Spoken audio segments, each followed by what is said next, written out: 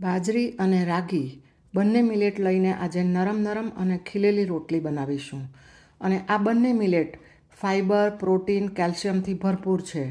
Cholesterol કંટ્રોલમાં રાખે, હાર્ટની બીમારીમાં ઉપયોગી, બીપી અને સુગર પણ કંટ્રોલમાં રાખે છે. તો આવી આરોગ્યપ્રદ મિલેટ જરૂર આપણે ખાવી જોઈએ. અને આ રોટલી તમે એકવાર જો બનાવશો ને તો વારે વારે બનાવશો.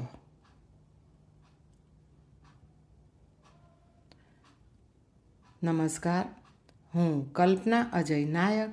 મારા કિચનમાં આપ સૌનું સ્વાગત છે. સૌથી પહેલાં આપણે બંને લોટ લઈશું. તો આ બાઉલમાં બાજરી અને રાગીનો લોટ લીધો છે. અને આ લોટ બંને તમને કરિયાણાની દુકાનમાંથી અથવા તો ઘંટીવાળાને ત્યાંથી મળી જશે.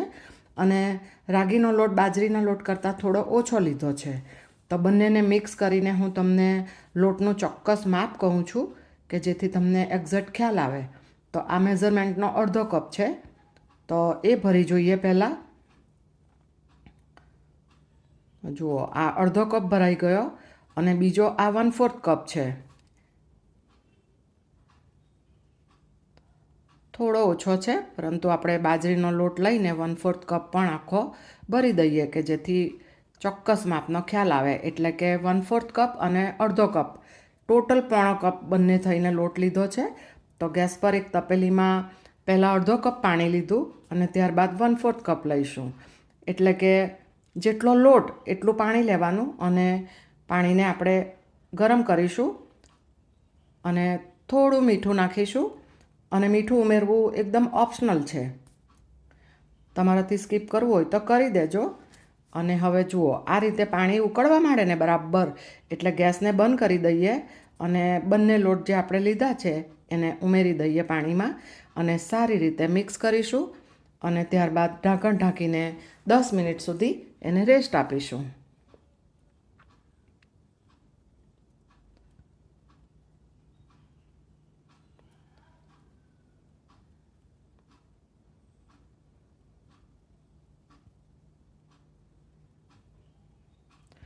આ પ્રોસેસ કરવાથી રોટલી નરમ બને છે. અને આની આગળ પણ એક પ્રોસેસ કરીશું આના પછી પણ. તો બંને ભેગા થઈને આપણને રોટલીનું રિઝલ્ટ બહુ જ સરસ આવશે. તો હવે 10 મિનિટ બાદ એક કથરોટમાં આ લોટને લઈ લઈએ. અને હાથથી અડી શકાય ને એટલો ઠંડો આ લોટ થઈ ગયો છે. તો હવે અગાઉ કહ્યું એમ આના પર આપણે ફરીથી એક પ્રોસેસ કરીશું કે જેથી આપણી રોટલી બહુ જ સરસ ખીલેલી અને નરમ બનશે.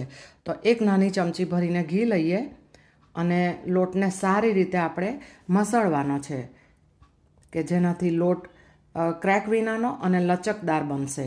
અને આ અગાઉ મેં જુવારની રોટલી, રાગીની રોટલી, જુવાર અને રાગીની રોટલીની રેસીપીનો વિડીયો પણ પોસ્ટ કરેલો છે. તમે ત્યાં જઈને જોઈ શકો છો.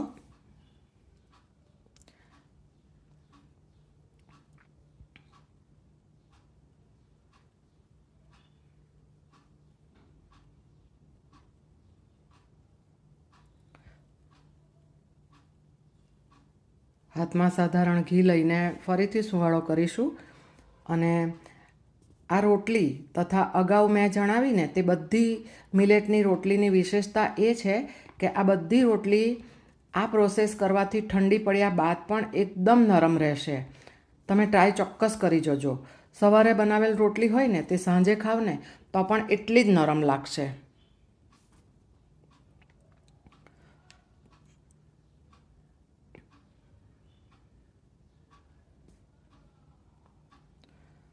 જુઓ, આ રીતે સરસ લોટ આપણો સુવાળો તૈયાર થઈ ગયો છે. અને અંદર તમને ક્રેક પણ નથી દેખાતી. તો આપણે રોટલી બનાવવા માટેનો પરફેક્ટ લોટ તૈયાર થઈ ગયો છે. તો હવે એમાંથી લુઆ કરી લઈશું.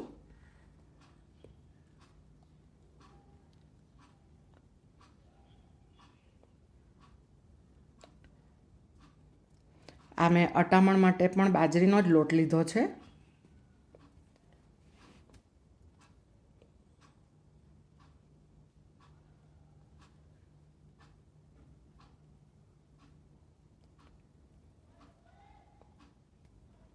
તો હવે રોટલી વણીશું.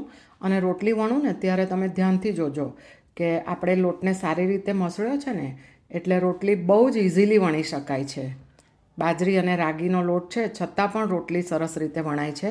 અને આવી અવનવી વાનગી જોવા માટે તમે આ ચેનલને હજી સબસ્ક્રાઈબ ના કરી હોય તો ચોક્કસ કરજો અને બેલ આઇકોન જરૂરથી પ્રેસ કરજો કે જેથી જ્યારે હું આવી નવી રેસીપી મૂકું કે તરત તમને એનું નોટિફિકેશન મળે અને તમે તરત મારી રેસીપીને જોઈ શકો. તો હવે ગેસ પર લોખંડની તવી મૂકી છે તો એની ઉપર આ રોટલીને આપણે શેકી લઈશું.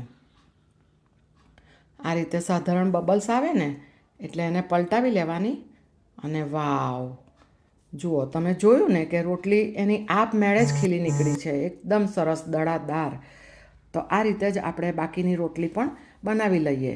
એક એક રોટલી પર પણ તમે ઘી લગાવવું હોય તો લગાવી શકો, પરંતુ હું લાસ્ટમાં લગાવીશ કારણ કે રોટલી ઓછી સંખ્યામાં છે એટલા માટે. અને બાજરીના લોટનું ખીચું પણ બહુ જ સ્વાદિષ્ટ લાગે. અને રાગીનું ખીચુંની રેસીપી મેં આ ચેનલ પર ઓલરેડી પોસ્ટ કરેલી છે.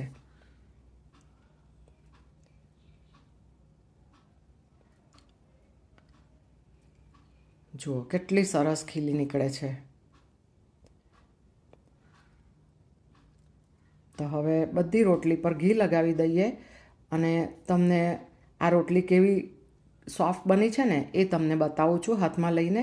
અને રેસીપીનો વિડીયો જો ગમ્યો હોય તો એક કોમેન્ટ જરૂરથી કરજો અને તમારા ગ્રુપમાં શેર કરજો.